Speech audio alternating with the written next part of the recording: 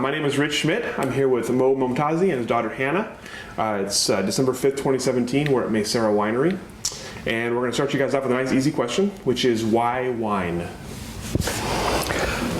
In my case, it's not really an aha moment of getting in the wine industry.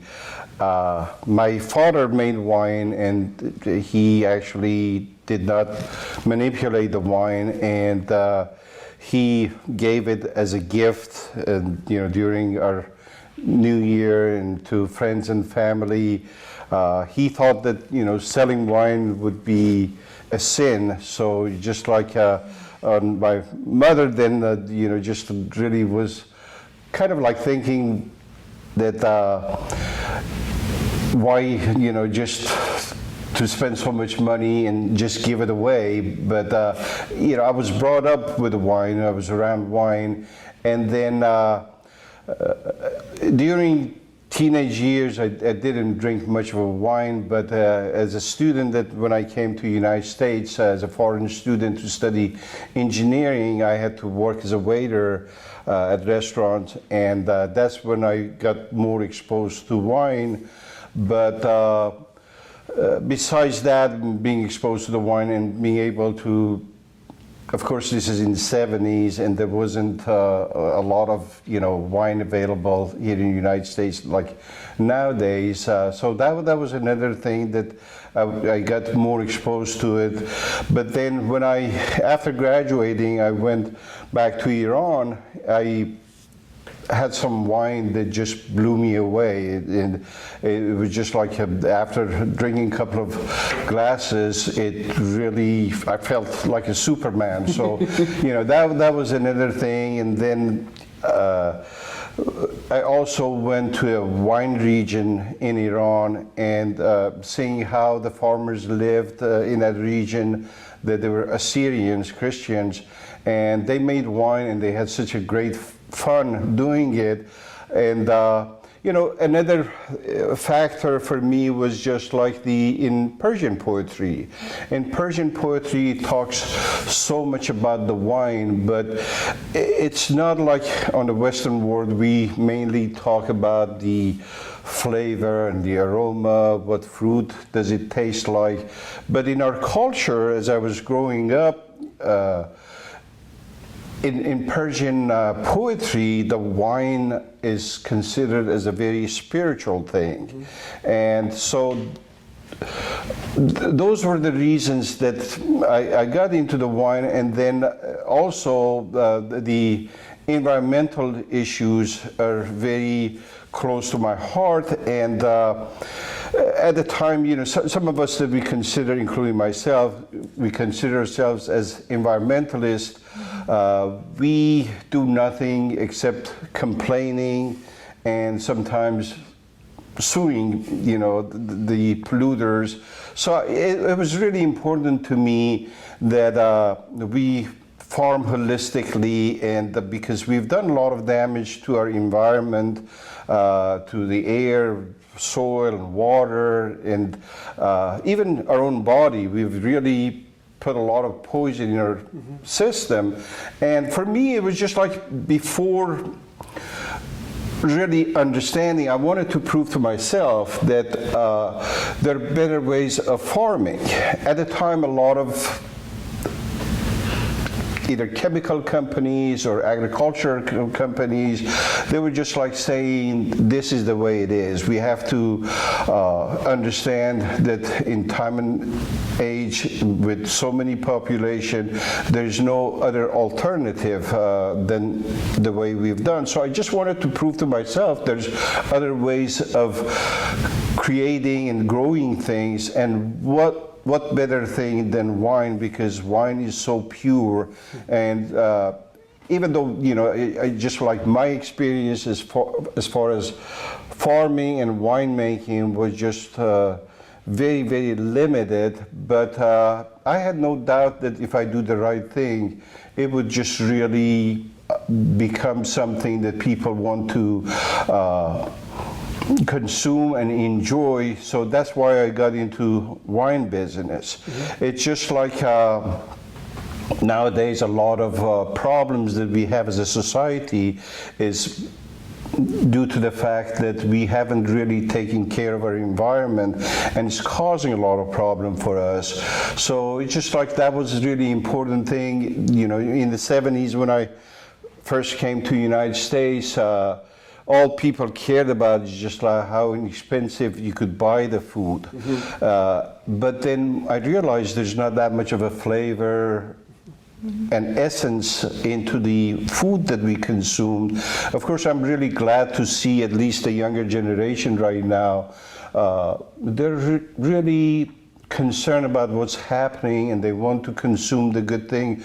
So I thought it's a good time to produce something that not only they would enjoy it, but it would, you know, health-wise, it would be a good thing for people to consume.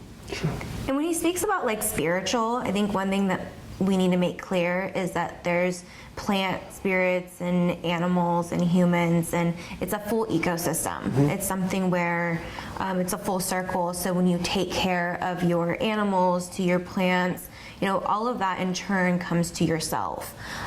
So it's bigger than what we think of when we think of spirits, but the elements of it. So.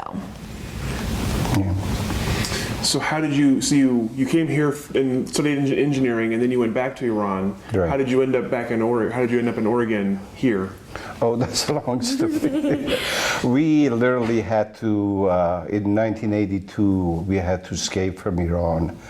And at the time, my wife was 8 months pregnant. And so it was a long journey. We escaped in September 15 of 1982, and we finally made it to the United States in January of 1983. And so it was a big challenge to come to the States. We had to go and travel through several countries before we landed here. And I'm really happy that this is what where we live and all that. And this is also, now thinking back, is a way of paying back to this country to kind of like create something that's going to be around for many, many years after I'm gone. But what's really surprising to a lot of people, though, is that Oregon and the Northwest in general, it actually is very similar to the Caspian Sea. So where my parents have both grown up, there's a lot of similarities between there and over here. So how did you choose McMinnville? Well, of course, after we escaped, we went to several other states. We lived in Texas for a long time. Then we went to Georgia, and during all this time, as a high school student, many, many years ago, I had seen a film footage of the river having. Like the salmon run, just you could literally walk on it. There was just so many salmon in there, and so I always wanted to come and see Oregon. So in 1990, we finally moved to Oregon, but I formed and founded a company that to design and manufacture trusses. And then, so we were there in the city of Sandy doing that. And then McMinnville Industrial Park, actually, in 1990, we found out that there was just like a piece of property available here to move our facility over here. They were kind of like looking for a clean industry to bring to McMinnville. So we Actually, in 1993, we bought a piece of property in industrial park in McMinnville, and then that's when I realized that there's just like this state has got so much potential. And in 1997 is when we bought the property, and the rest is history. So we've been working on this property over the last 20 years. The kind of a farming that we do is not a quick fix. It takes a long time, and we've been really trying to take care of the environment and to produce really good fruit. We not only sell fruit to other wineries, but we also make wine for our own winery. And so when you moved to Oregon, did you have the notion that you would become part of the wine industry, or was that just kind of a happy coincidence? It's really a happy coincidence. We like to say it was his midlife crisis as a joke, but it was a great one. No, it just, realizing that this state has got so much potential. Of course, at the time, a lot of people within the industry, they thought, I was crazy for planting so much. Not only that, but then doing the farming that we wanted to do. And it was kind of like they didn't even think that this property had any potential as far as the elevation, because we were on really high elevation. Of course, even in the 90s, this was considered to be too cool to grow Pinot Noir. Some people were saying that if you're lucky, you could maybe ripen for sparkling wine, but not for still wine. Interesting. I think a huge part, though, as well, is a huge part to our Persian culture involves wine, and being able to continue that. We actually have a saying in Farsi that water separates people, whereas wine brings people together. And a huge part of my sisters and I getting into the wine industry, not only do we grow up with our parents always giving us a little during dinner and teaching us the whole idea of what wine is for, at the same time it taught us about our culture, our history, and how it had such a huge influence, not just in the people, but in our poetry and all these different things. And so it's very important to know that.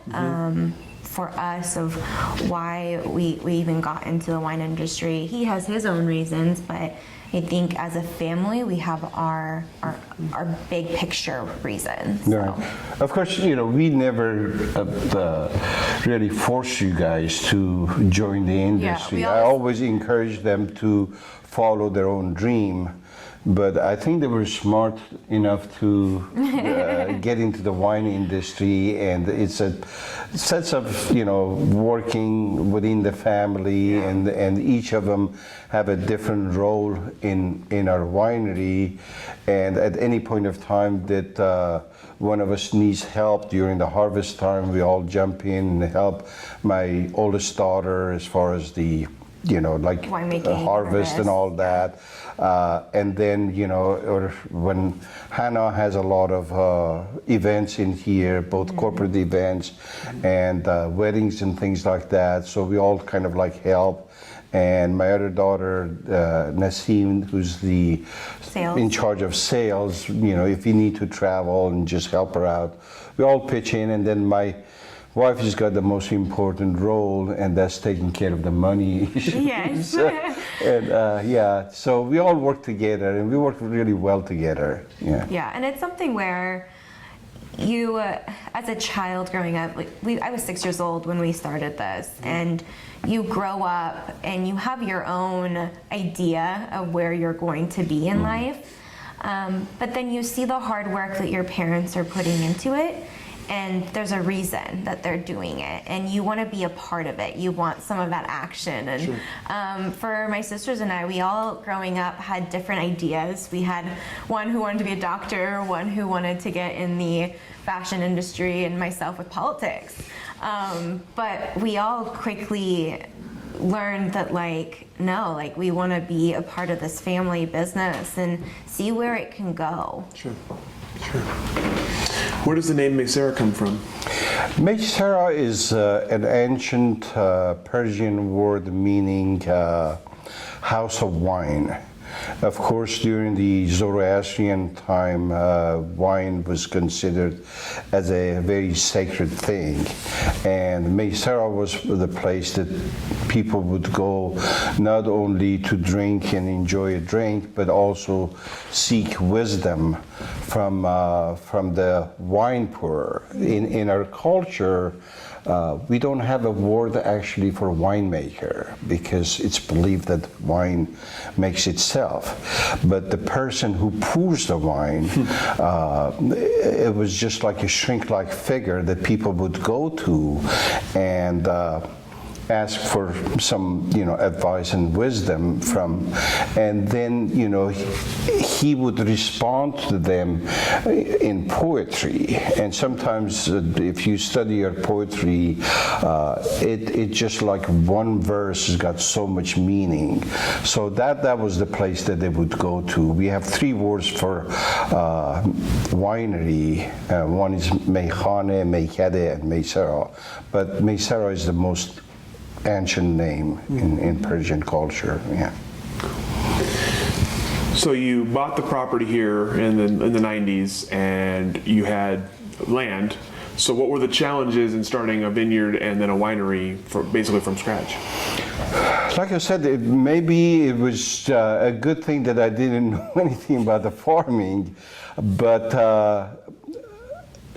we knew from the get-go we wanted to make it, even before knowing anything about the farming, that I wanted to make this farm so it would be a complete ecosystem, having a closed circle of everything working together. So it was really critical that we, water being a precious thing, and coming from where I come, water's always hasn't been like in Oregon to have so much water. So that was a very precious thing to me, and I wanted, to bring life. So one of the things that's needed is having water. And I had lived in states of like Texas and Georgia before. In those places, it was very easy if you wanted to put a reservoir. Here in the state of Oregon, it's just the state government that owns the water, even in your own land. So we had to go through like 18 government agencies to get the permit for, putting the reservoirs. As you came in, you saw the small one, but we have a much larger one in the back of the property. And so that was one essential thing to have water accessible. And then we also, some of the challenges was like to, some of us talk about that we want to create a good insectary, but you have to have good source of food for them. And in our farming, we've also needing to have compost. We've started from the very get-go having our own animals to produce manure and to make our own compost from it. So it's just like it was a learning process, that it wasn't easy, but having an engineering education, you always ask yourself why to do it this way, and then talking to some other people and getting some advice from them, from some farmers and from some people that they knew about farming more than what we did. So, trying, not to make any mistakes. And we've been kind of successful at that. It's always a huge risk when you go into an industry or something that you're not used to as your everyday norm. But again, everything is, I don't want to say the word calculated, but it's very it goes back to, again, the whole ecosystem and things like that. I think that his biggest challenge was making sure that he could actually get all of that and make sure that he succeeds in it. Yeah, always when I want to do something, I try to look at the worst case scenario. If that worst case scenario does make sense, then I would do it. Otherwise, I would just hold back and do something else. And even though there were a lot of challenges, but I was very confident that we could pull this together. And, of course, then again, if you look at it, as I said earlier, people thought I was crazy, buying so much land. But one of the advice is that, I remember my father giving to us as kids was, in your life, put a good portion of your belongings or your savings into the land and real estate. So I knew, we did pretty good as far as purchasing this land. And I also, from the very get-go, was really careful to see what kind of, because of my engineering background, to see what kind of soil we have, how deep the soil is, what's the moisture content of the soil. And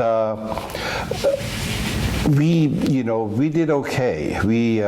So we did our, like taking a calculated risk is very important. And whatever you know it, and other things that you don't, you try to ask other people and seek some wisdom and spend some time learning about things. So it took a while, but we started planting. It's really important, this kind of farming. One reason that I bought so much land was in order to have a complete ecosystem, you have to have the forest, you have to have the pastures and the meadows and the reservoirs and everything, besides having a good soil to grow grapes. And we're also very careful that we don't just have a mono-agriculture, because if you have something just like mono-agriculture, it would fail. You just need to have everything that is needed to have a complete ecosystem. So we've left, we've planted like about 260 acres out of 532, but we've gotten rid of some of the scrub oaks and things like that, but left a really nice area to be forested. We have at least over 100 acres of forest, pastures, and, as I said, the reservoirs and meadows and all that. So you've kind of touched on this already, but I'm curious if you can articulate kind of your vineyard philosophy.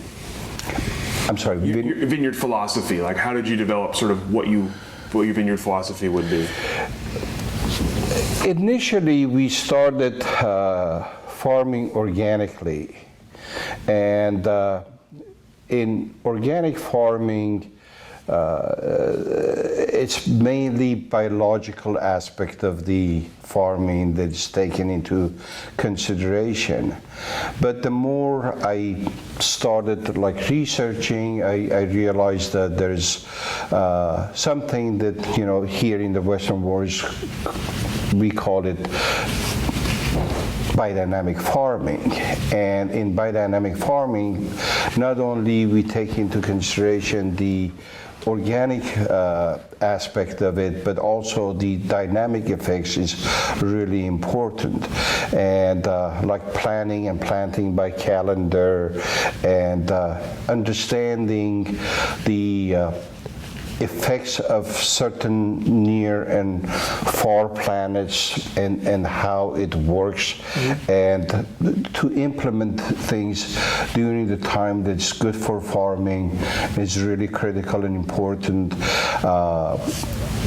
Besides, those biological aspects, which we follow every one of them, like cover cropping and companion plants, integration of animals into the farm, and you have to have everything in check and balances. If you have too many cows, for example, and you don't produce enough food for them, that becomes a really bad challenge. So the balance is really important, and even putting fish into the reservoirs, that really helps us out, because like sometimes during the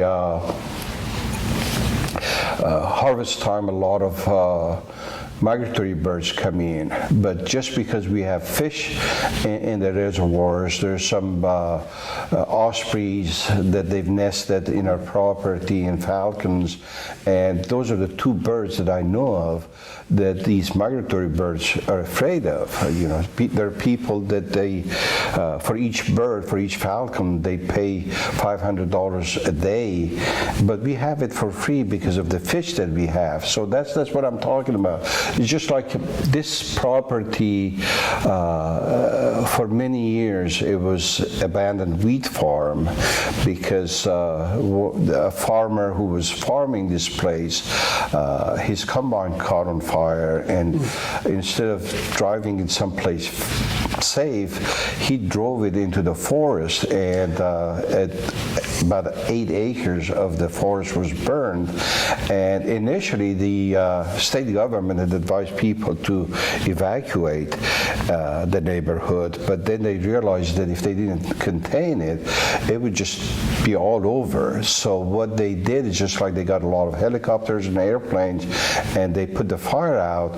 So we were really lucky that previous owner, for 7 years after that fire, he took that away from that farmer, and nothing was done.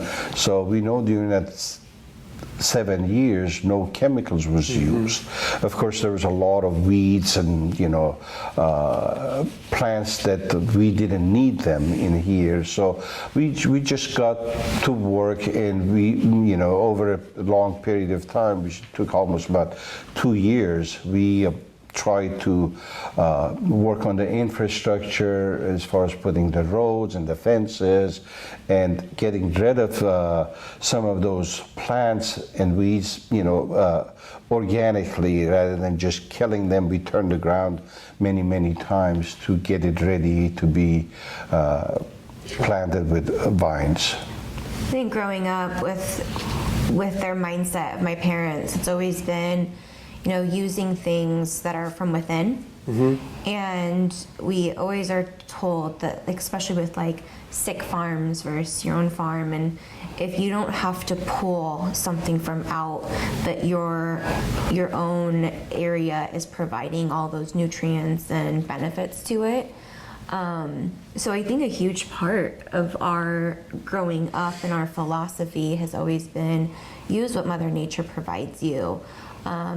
And be a steward of the land. Don't, it might be easier and cheaper to go do things a different way, but it's the time that you put into something that in the long run is going to be so much more successful and better for your body and other people. And why poison, your own self. So you mentioned a little bit earlier that kind of when you started looking at in the 70s versus now, there's a very big difference in the shift in people's interest in sustainability and interest in paying more for better kinds of things. So I'm curious, what is the importance of sustainability within the wine industry specifically? Thankfully, here in the state of Oregon, historically, people have been very conscientious about the environment because their life depended on it. And then we're also very lucky that everybody, not only within the wine industry, but in the other agricultural products, they compared to a lot of other regions, we are a lot more conscientious as far as doing the right thing. Each of us, has certain ability, and there are people that they do live, being certified by live or organic. We, of course, in my old country, we never called it biodynamic farming. We called it natural farming, meaning you whatever you take from the nature, you put it back into the nature. Because if you don't do so, you're already, as farming, you're exploiting the land. But it's really critical and important to not create any waste. And whatever waste we have, in a very fine way, we put it, we just make the compost, we pile up things in our compost. There's over 20 different things that we put in. And not only that, but there's certain plants that they have sulfur in a natural form. All the things that we make preparation with, all these plants, they not only they have certain nutrition, but they also have sulfur, which sulfur is a very noble thing, unlike what a lot of people think. If you gain that sulfur naturally, it really helps you out. And so we collect these, we grow and collect all these medicinal and dynamic plants here at the farm, and we harvest them, and then we also make tea out of them, which the tea gets either sprayed on certain days on the foliage, or we inject that through the irrigation line. But then also the very same plants, the dynamic and medicinal plants, most of them you get an animal part that's got affinity with that plant. And then, as an example, most of them in fall equinox, after in the summertime, you hang them outside away from electromagnetic field, out into the sun to absorb cosmic forces, and then you bury that around like a fall equinox, and then you dig that out in spring equinox. It just by doing that, some sort of a fermentation happens between that preparation that it just really enhances it, and then you dig it out in spring equinox, and you just put some of them in your compost pile, and work with the compost, because we do the warm composting, which it takes about 9 months.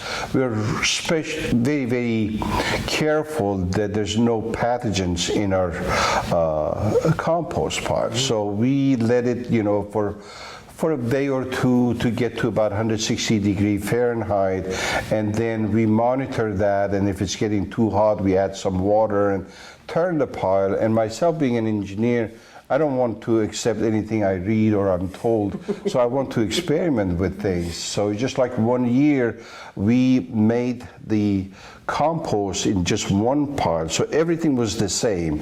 I just wanted to see the effect of the preparations, or just like a little bit of something that you put into the compost, does it really have that much effect? And so we separated the two piles, and both of them did okay.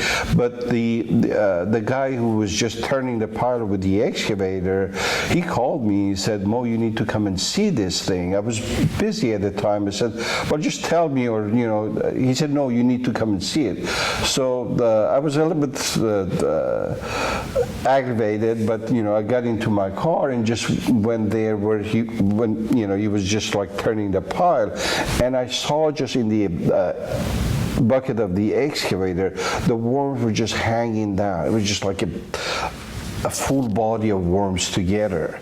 So that's when I realized that the things that we do is really important. Another important thing, because over the years we've been accused of practicing voodoo or witchcraft and things like that. So it's just like another challenge that we've had, and we're over that right now, is just like to prove to our employees that some of the things that they do does make sense. So we've, just in order to prove that, we've gotten some of our own grapes and some of the grapes from some of the other places, and then had them to taste it to compare the flavor, and and out of 26 people that they tried that, 25 of them picked our grapes.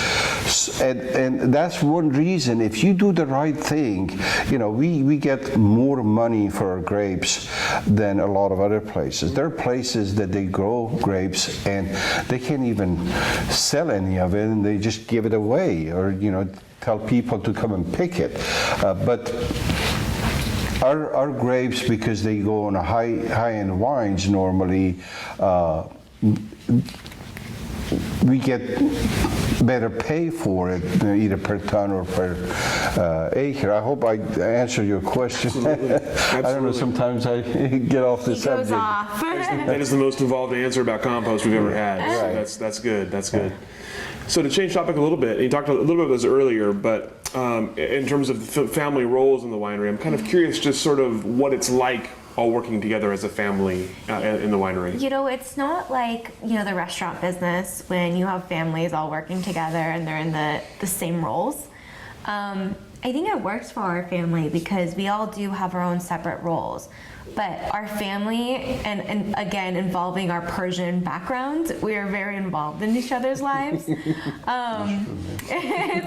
a little bit too much, but it's something where when we are in need, we're always there for each other.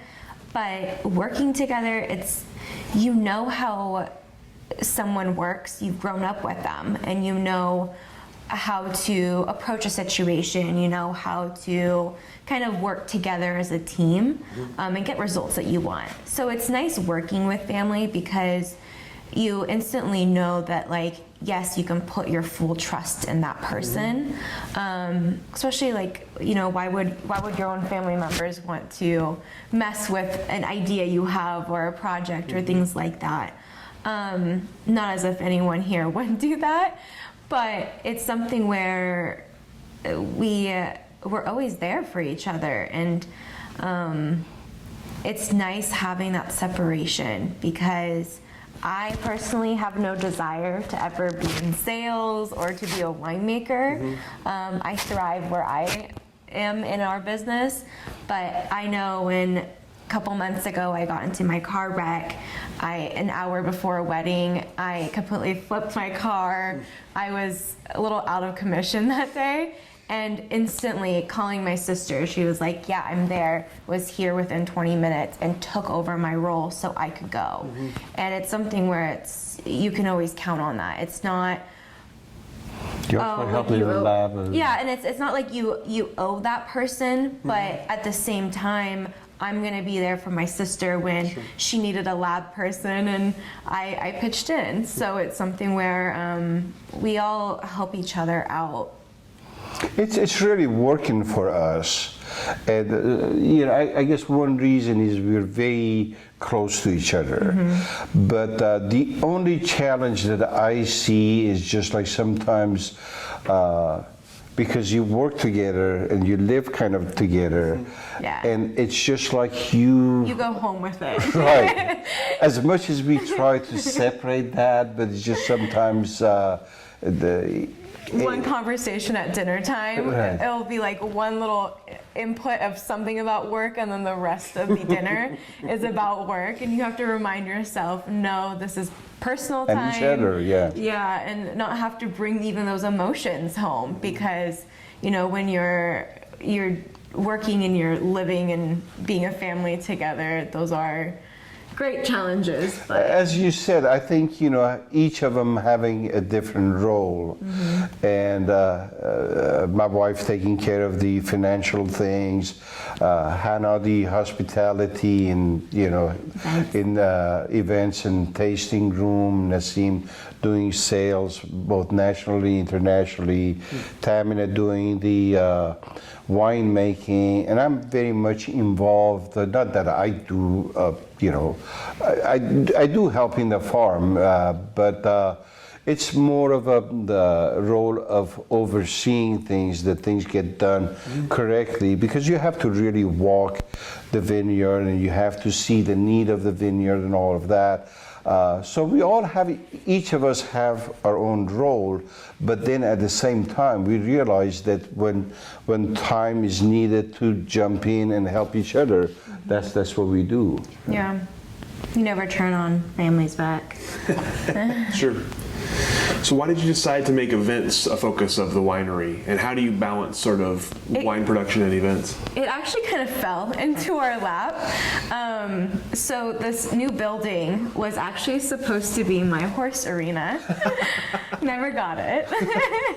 But you know, as we were building and we had decided this to become the new winery facility, there was a ton of couples actually coming here being like, can we rent your facility? And I think the first year I wasn't around, I was still at Linfield my last year, and we had another girl, she did I think 4 weddings that first year, but it was just kind of like, why not? We weren't really using the building then, because it was in progression of being built.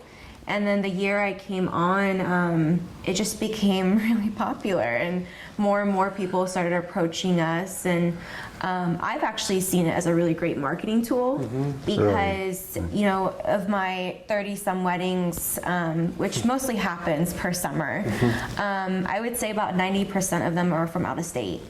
And any time that you have people coming here, even if they are local or out of state, those are now all these new people who know of your winery. You know, on average, if it's 150 to 200 people, it's 150 to 200 people who've now tasted your wine. And I remember learning at Linfield, I was a business major, that a lot of times that we buy things, it's based on an emotion, a name, a brand, and things like that. And a lot of times with weddings, it's such happy emotions. It brings that tie to it. So when they see your wine on the list of their restaurant or the bottle on the shelf of their grocery store, they remember of that moment, and they're more likely to pick that bottle up.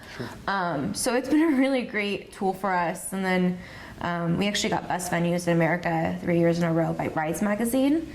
So it brought national exposure, not only just to our winery being events for weddings, but for corporate events. And now you have corporate clients and people who are really interested in the understanding of your winery, your philosophy, the whole biodynamics, and it all ties together, and it speaks more to them than just a wedding day. Yeah, everything you said I agree with. You know, just like at the time that we decided to build this building, as Hannah said, initially because construction business had really took a dive, and I wanted to keep our guys busy, so this was to be a horse arena for them. We thought, you know, the economy is going to be bad maybe for a few months, so we asked our guys to come in. They didn't have any work to do at the other facility, and most of them had been, you know, working for me for many years and everything. Over 30 years. Yeah, we asked them, they would jump in, so it was for me, it was nearly impossible to let them go. So I did talk to them. I said, I really don't have anything for you guys, but do you guys want to get your hand dirty and come in and put this building together? Of course, the economy, the slowdown in the economy took several years. So we had to kind of provide work for them. And I normally would like to have everything scheduled, designed, and, you know, just going through the whole circle of doing things the right way. This kind of happened spontaneously, and we kept adding to it, and that's when we decided, okay, maybe just in order to get some more income, we add this. But the most important thing for me was that, you know, to carry the philosophy of our farming and also our winemaking, that everything has to come from within. Carry that in our building as well. But at no point of time did I think that other people would be interested in it. And so we just started cutting, like the wood. We have a saw, just cutting the wood and processing the wood. And, like all the stone that you see in a building has come from the property. And some, as an example, we took apart about 1,100 wine barrels. And which most of it was donated, would have gone into the landfill. Sure. We got donated by other wineries. We had quite a few hundred ourselves, but other winemakers, and some of them we didn't even know that well. But when they realized what we were doing, they donated some barrels. So we got those barrels straightened up, and then just processed them, planed them, and took the curve out and just used them on the inside. And then, it's just like people became really fascinated by this building to come and see. It's not a fancy building by any means, but everything has come from our own place. So people really respect that, and they want to. She has so many requests that people, in the summertime, if she wanted to do events almost every day, we could have one. Or, just like during harvest, a lot of people want to have events in there. So it's become. I don't allow that.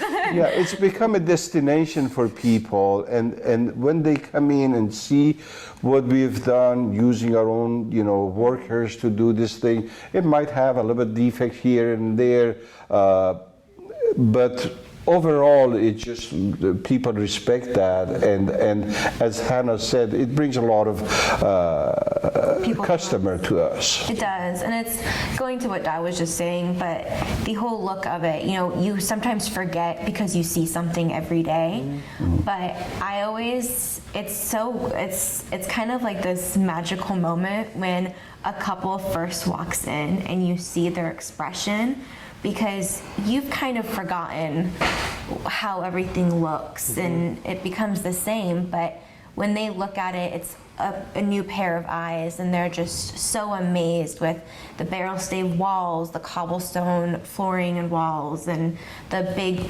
beam pillars, wood pillars, and even my dad's trusses, like what he's known for, his business, and it reminds you of like, wow, we actually built something really cool here that like someone wants to spend their their special day here. So.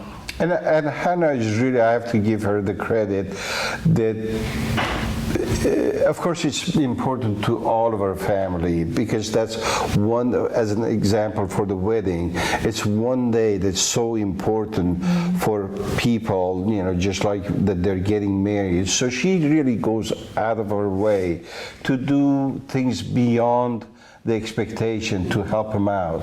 So every wedding that we've had, it just they become really good friends with her. There's so many that it's just like they become a sister and a brother to you. I become so emotional when because they're now married. I'm with them for almost 2 years. Sure. And so you grow with them, and now you're like, wait, is this it? Like this is not the end of our relationship, right? And so a lot of them I still text daily. So it's nice, and they'll even send me when they're now pregnant and things like that, and I'm one of the first people they tell, because we're so close now, and you build these relationships that you've never thought you could build with someone because of being a part of their wedding. Sure. So, yeah. That's interesting. Yeah. So I'm curious, again, changing topics a little bit, what your experience has been as an immigrant and a minority in the wine industry. We actually made a wine called Immigrant, and that was after the election. Just like, I love this country. It's been good to us. Yeah, Very good to us. it's just like, you know, the laws of this country has been something that they accept you and that you're equal. You don't get that any other place in the world. It's just America. And we really haven't had any issues at all. It's just people, you know, of course, it's how you represent yourself. Even during the hard times that, you know, there was just like between the two governments has been a lot of problems. Nobody's given us any hard time. I remember during, like, as an example, 9/11, so many people called in, they were concerned about our safety, but, you know, just like we really didn't have any problem whatsoever. I think one thing we always need to remember is that we live in such a great community. And, you know, I've been fortunate enough to be raised in this amazing town where everyone knows us, and they, growing up, man, my parents would get phone calls being like, do you know who your daughter's hanging out with? And it's like, they were all like parents, everyone watching out for us. But the thing is with our community in the wine industry, and even our community here in McMinnville, and of course all over, people have never given us this kind of look like, oh, because you're of a different background, you don't get these opportunities. I think the only thing that stops people is their own drive and their own will. And we've been very fortunate enough to actually use a lot of what my parents' upbringing and how they taught us as like growing up, that nothing should be able to stop you. No one can tell you you can't do something. And so especially when, you know, not to get political, but after the elections, we, as a family, we felt as if we need to stand up for people who feel like they don't have a voice now. And so we created the Immigrant Pinot Noir. So the percentage, 33% of the sale will go to immigration services. And we picked For people in need, and we picked a really great organization that for years has been pretty notable about where the money is going to, and it's not just going to, you know, admin and all that kind of stuff. It's going to the attorney fees, it's going to the transition, to the needs of housing, the counseling, and all these different things. And that was very important to us, but we wanted to be the voice for those people, because we feel as if we were in need, who's going to help us? And we feel like so many people would. So it was our way of giving back. But I honestly, I never even was growing up. I never even got bothered for being Persian or anything like that. I was never bullied, if that makes sense. And so it's something where I feel like when it comes to wine industry, our community, again, like I said, it's yourself who stops you, not other people. If that answers it. We've taught our kids that you're not better than anybody and you're not worse than anybody. So they've conducted themselves pretty good. And as Hanna said, we're just so fortunate where we live. People here in Oregon are so polite, so friendly. Of course, anywhere else, even when we lived in the South of the United States, we were just really always well treated. So we haven't had any issues at all whatsoever. Yeah. Good. I'm glad to hear that. Yeah. So what are you proudest of from your time in the wine industry? I'm sorry. What are you proudest of? What are you proudest of?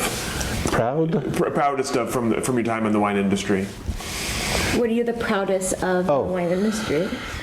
You know, it's a community. It's just not like some of the other places. A few months ago, Hanna had gone to California and just going to different wineries and realized that the bickeries and, you know, the one against the other.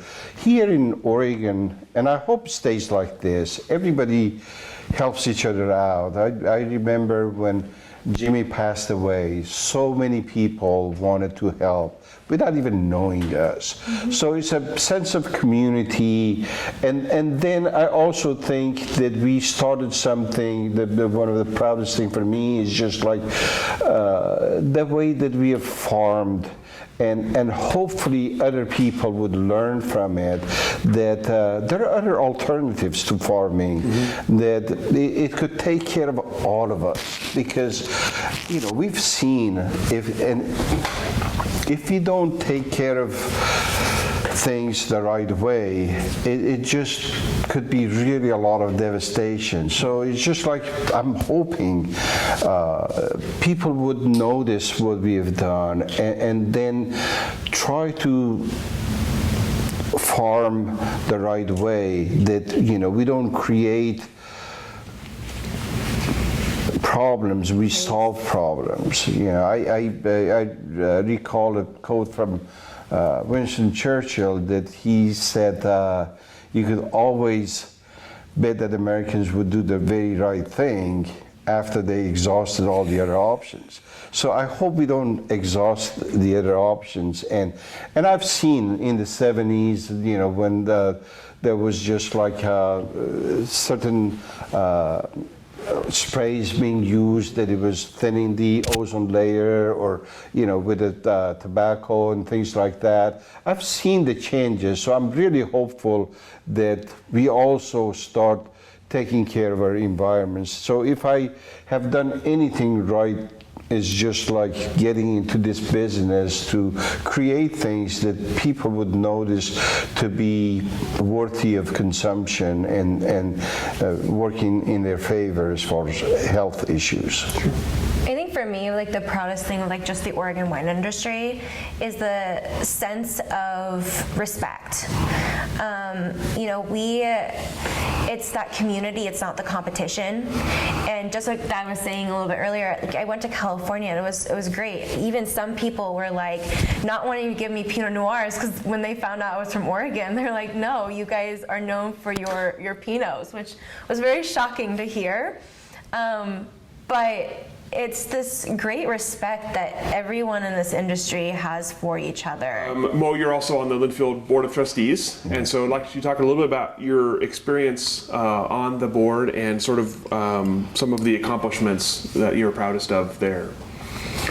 Well, Linfield is such a great institution, and we're just so lucky in a small town like McMinnville to have such a great institution that it's well known not only in the United States but also worldwide. And so I'm really thrilled to be a part of it. I wish I could do a lot more for Linfield than what I've done, but we've actually have made some wine For Linfield. For Linfield under Linfield's name, and I'm hoping that we could expand that, and not only for ourselves, but Linfield has done so much for the wine industry. And for the community. It's just really great to see the students going and helping with different aspects of the things that needs to be done in the community, and then for IPNC. So hopefully as an industry we could also try to help Linfield, because it's just in a very small little town having that wine program, and now it's just really essential to have the science building put together. This is the school that before even Oregon was formed, it was in existence. So it's just really, we need to cherish that and to try to kind of like help it out and get it to be even better, because a lot of private schools, including Linfield, I'm not saying they have problem, but they're just like things that we could do to help Linfield out, and I hope as a community we could do that. But I've been a trustee of Linfield since 2002, and hopefully after I get too old, then my kids would carry the torch to help. He loves Linfield so much, he sent all 3 daughters. Right, right. That's one good way to help us out. We appreciate that. Yeah. So what makes Linfield unique? What is it? What about it that you like so much? But it's, when you talk to students, small classes, and then the staff and the professors caring so much, it's just like My professor, I have a story. So I was a business major, and I dabbled in my economics because you have to take some courses, and I didn't think I was even going to like economics, but actually had Professor Shuck, and first day comes in, you're kind of scared of him. He's a lieutenant, and after that, he's the most amazing professor at Linfield, where he makes you feel comfortable to go his office hours, and he helps you with your tests and things like that, where you actually are wanting to learn. He's giving you that respect where you're like, okay, if he respects me so much, I'm gonna go to class, and I'm gonna actually try to get a good grade in this class. And he had actually, one of my courses with him, he actually got called off to duty. And it was midway, but he still Skyped us. He still continued teaching us. Wow. And I actually had emailed him one time. He saved you from the scam. Someone, there was a similar story to his, and this guy was selling a car. I even went and gone and looked at it, things like that. But I was like, you know what, I'm gonna email him, see if this is a real guy. And he actually looked into this guy, found out it was some 80-some-year-old man that he stole the identity of, and things like that. And so he actually really helped me on more of the personal level of not getting scammed into buying a fake car. So it's something where it's things like that I would tell Dad, the stories. I went to University of Texas at Arlington, and sometimes our classes would have 200, 250 students. So that intimacy wasn't there, that you could go ask questions. It's happened not only to my kids, but a lot of other students. If they don't show up to the class, then the professor is at your door and finding out what you're doing. So it's just really a great school, and being in liberal arts, it's over the years have educated so many people and have changed so many people's lives. I read a book that was written with a student, from actually Linfield, that he passed away many years ago, that in that book, it is called Wooden Sidewalk. And in that book, it talks about city of McMinnville mainly, but then just like during the war, during the Second World War, people not only in the Air Force and the Army, but then a lot of people that they got really high position jobs.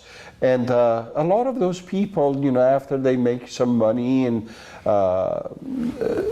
become wealthy, they've in return have helped Linfield. As an example, TJ Day, I remember the first trustee meeting that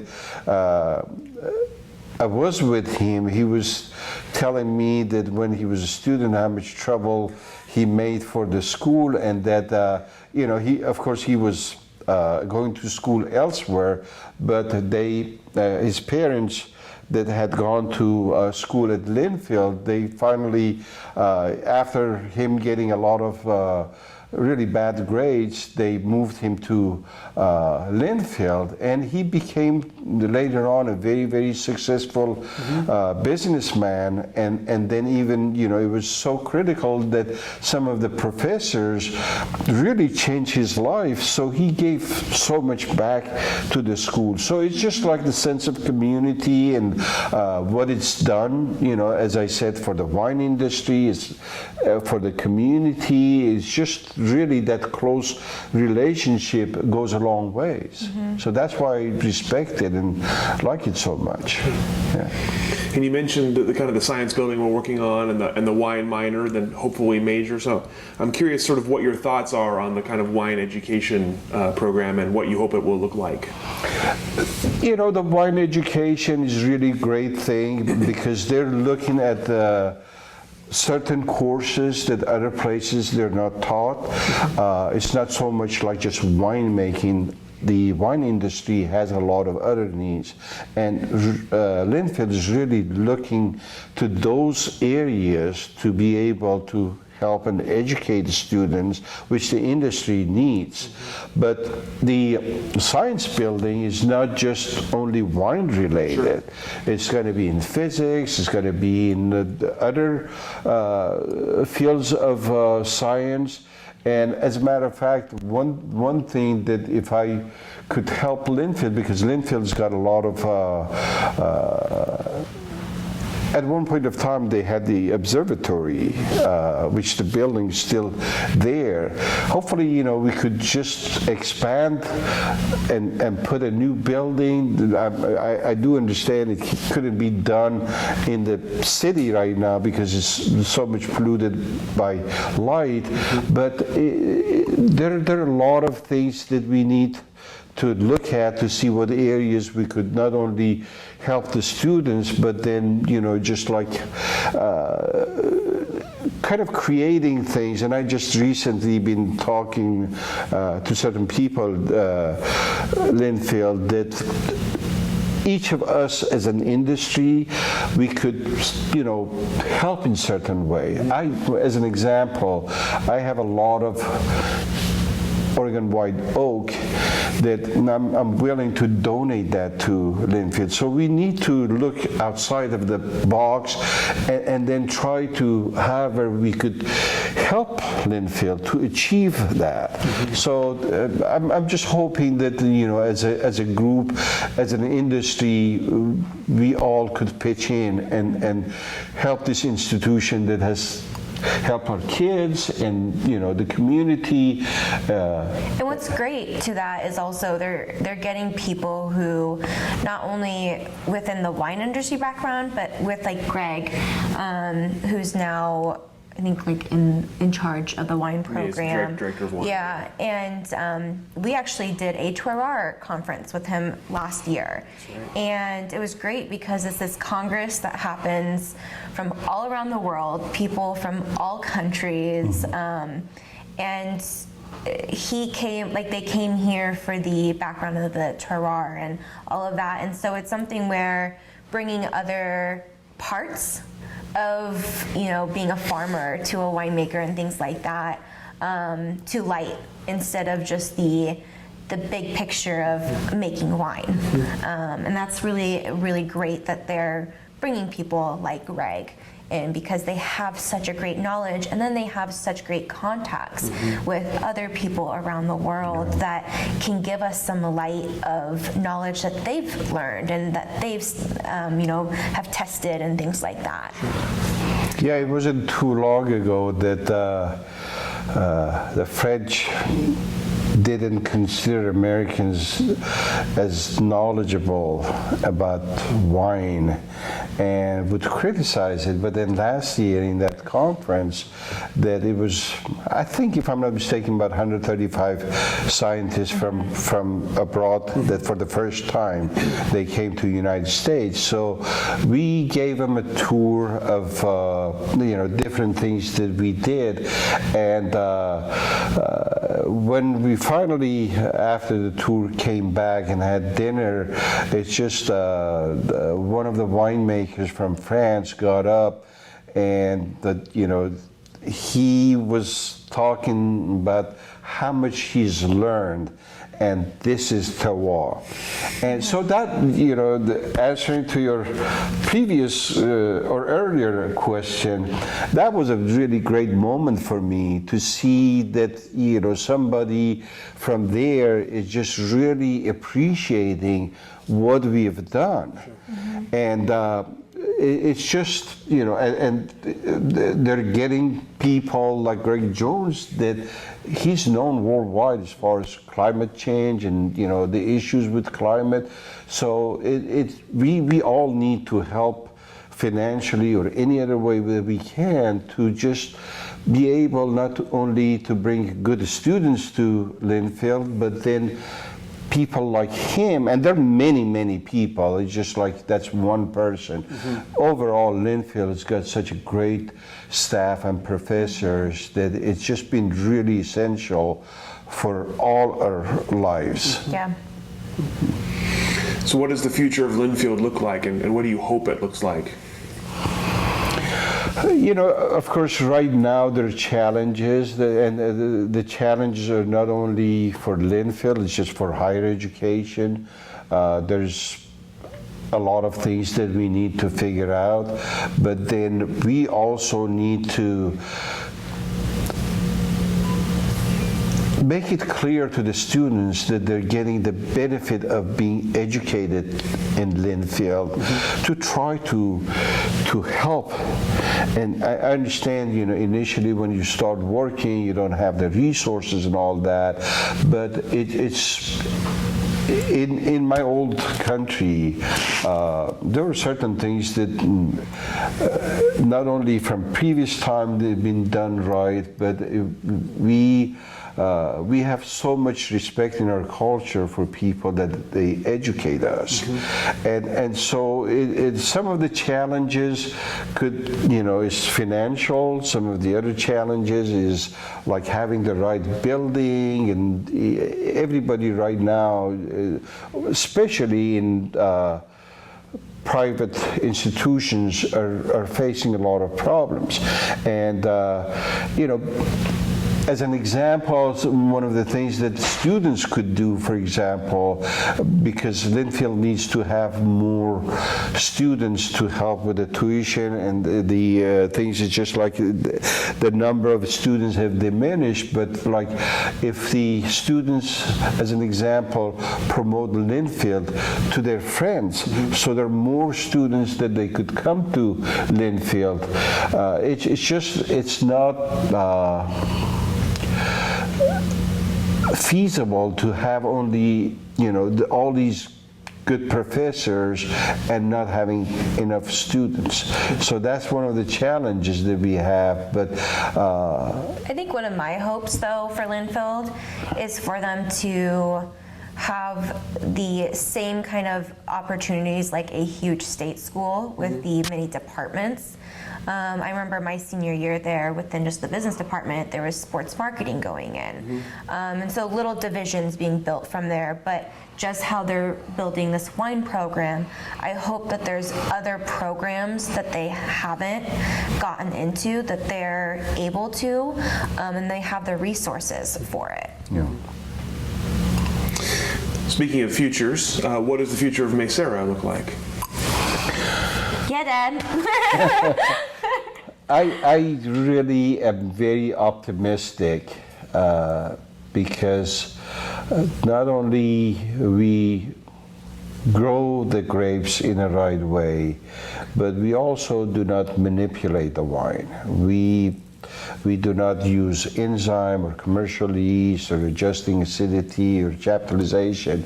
So it's just like more and more people are finding out, and it's just really critical that the whole community, we help each other out. It's just, you know, you could produce the best wine, but if people don't know about it, it becomes a problem. So just like the consumers, the farmers, the winemakers, the restaurateurs, we all need to start looking and learning and understanding what's needed. So I think we're doing the right things. With the kids getting involved, they're still pretty young, and I'm really so proud of them. But I think they could do much better job than us, the parents, and I'm sure that they will do that because, there's, for me, still after many years of living in the United States, the language barrier, the things that, I think of, maybe sometimes I look for the right word, but they don't have that problem. So I'm really confident, and we've already seen, even though in the last couple of years, there's been a lot of wineries added and people are having issues with sales and all that, we're doing much better, and it's got to be noticeable for more and more people. So I'm really seeing a bright future. There are challenges.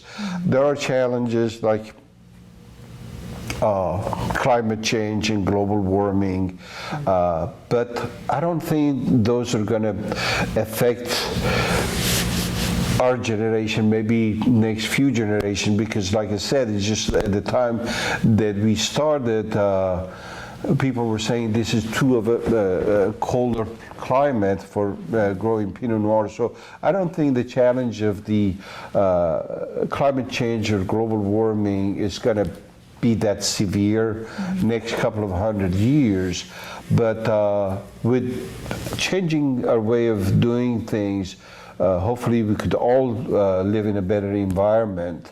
And so I honestly see a bright future for us. I see certain people like the Ponzis and the Bergstroms and other people who have taken on their parents' industries. And I have such a great respect for them because they've been able to continue what their families initially had started. Like we had Dick Ponzi over a couple months ago for dinner, and hearing his stories of just him beginning and things like that, it's kind of this like magical moment because you're like, wow, you're in the presence of people who helped really get that Oregon wine name established. And then you see your own parents and how they've really also started to get into that, and you start to think, and my sisters and I have always had conversations about how we can't wait to have our kids see us in that light and see our parents in that light, and even so for those other people. So I think for us girls, it's really going to be maintaining what Maysara is about, who us as Momtazi family is about, and really implementing that in our everyday lives. I think sometimes you tend to forget because something could be easier or you can do it another time.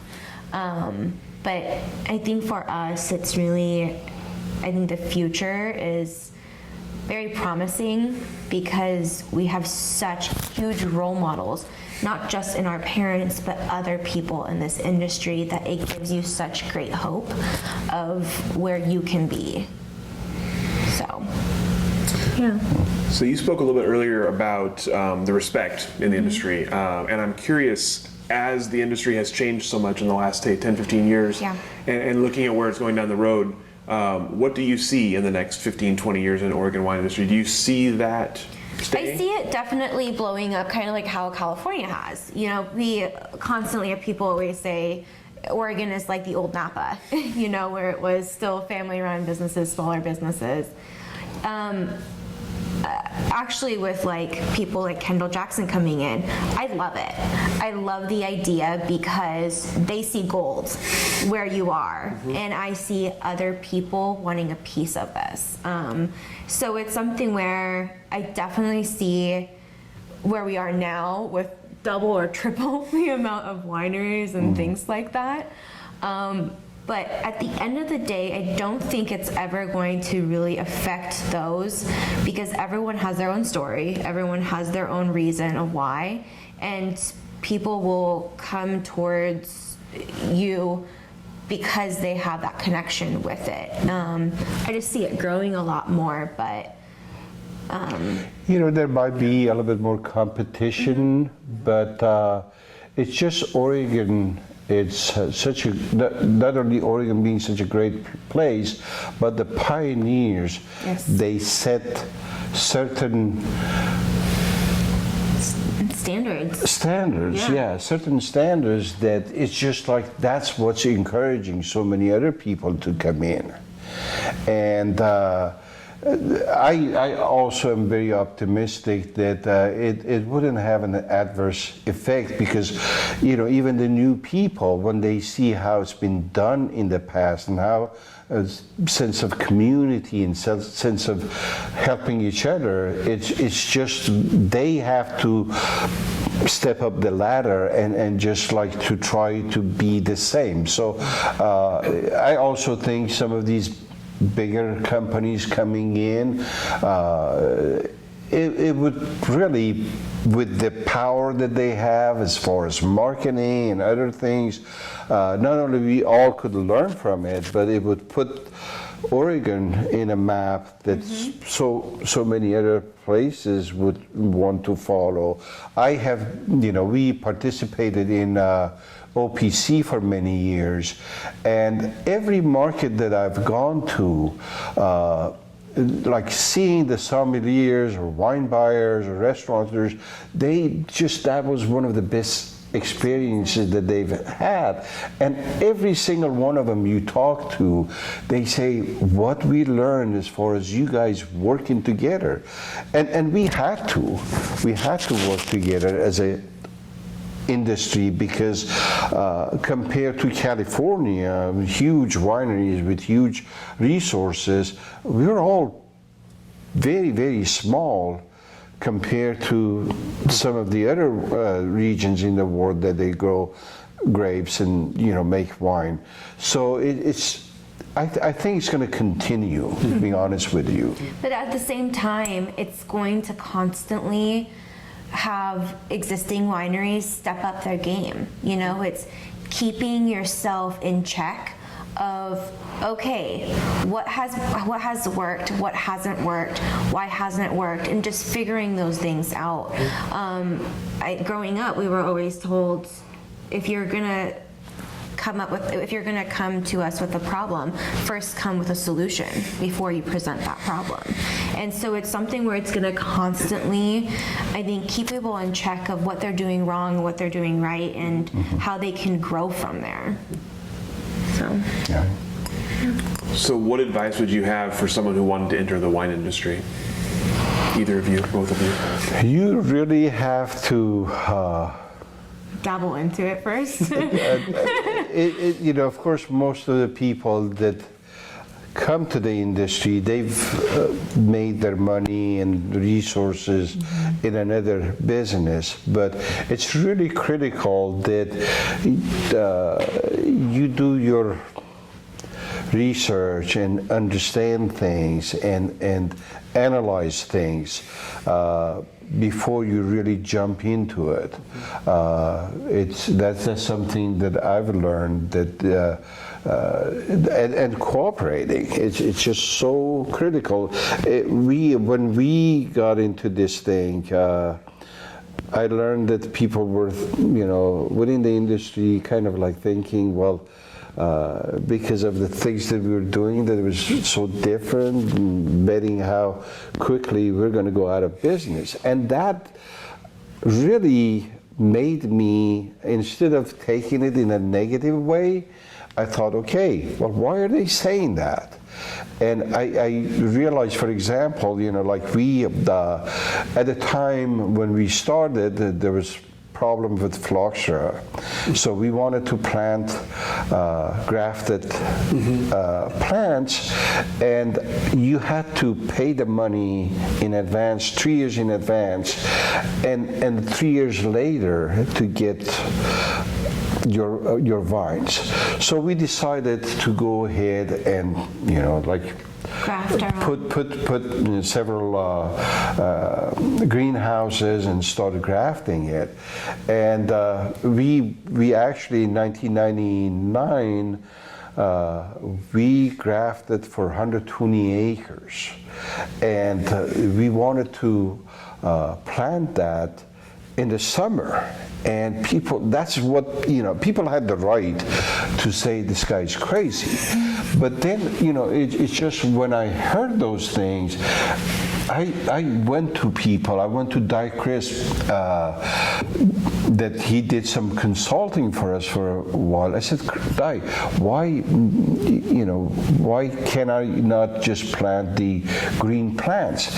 And he said, Mo, it's hot. You don't have the water. You don't have the resources. We didn't have our reservoirs out there. And just like it gets too hot. But then you try to come up with solutions for it. So what we did do was just like, we had enough water that we would put just a little bit, we would dig the holes, and because we had turned the soil so many times, if you just drilled the holes, being dry, everything would cave in. So we started, just like before we drilled the hole to plant it, a day or two before, we would just put some water in there and then do the drilling. So the soil was moist, and instead of planting it in the daytime in the heat, we just planted them 3 o'clock in the morning.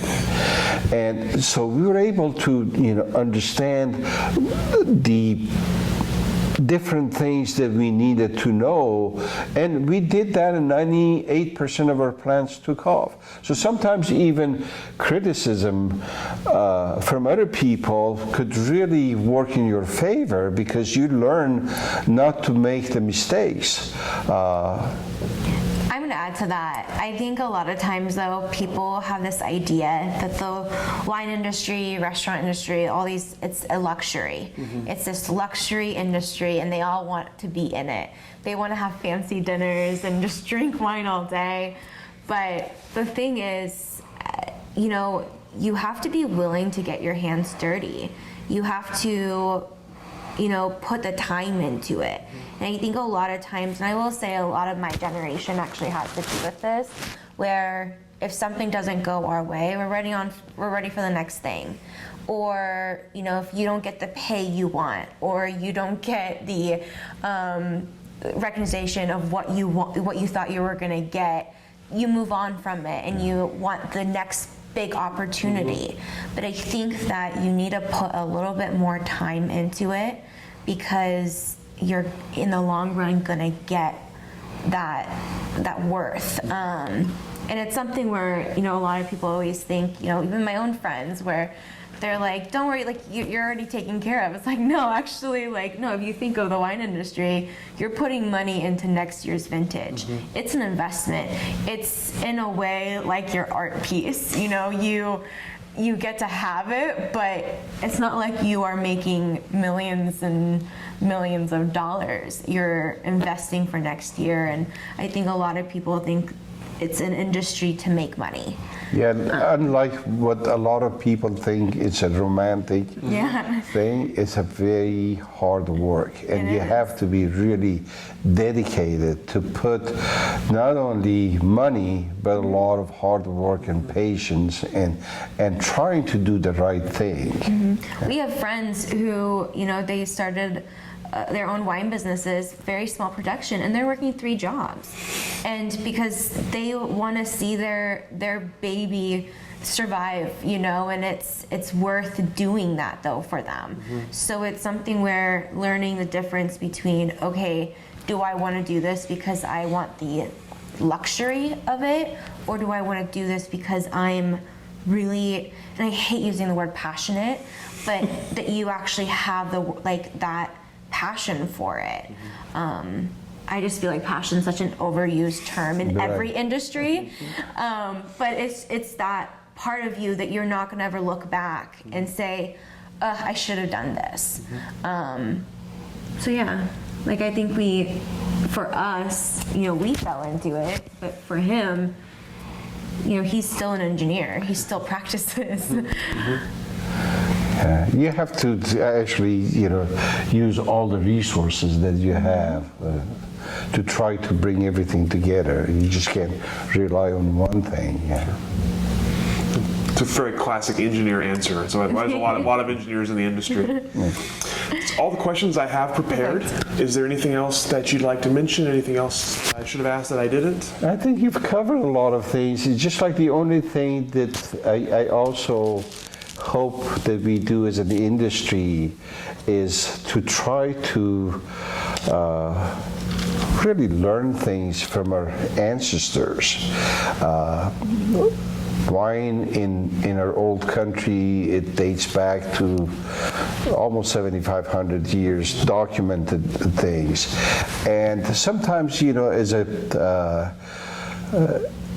community or the wine industry, we consider our forefathers and ancestors that they were dumb and they didn't know things, but it's really amazing that how much knowledge that they had, not only as far as the whole macrocosm, which is really important to follow that and to understand that, but then also as far as winemaking.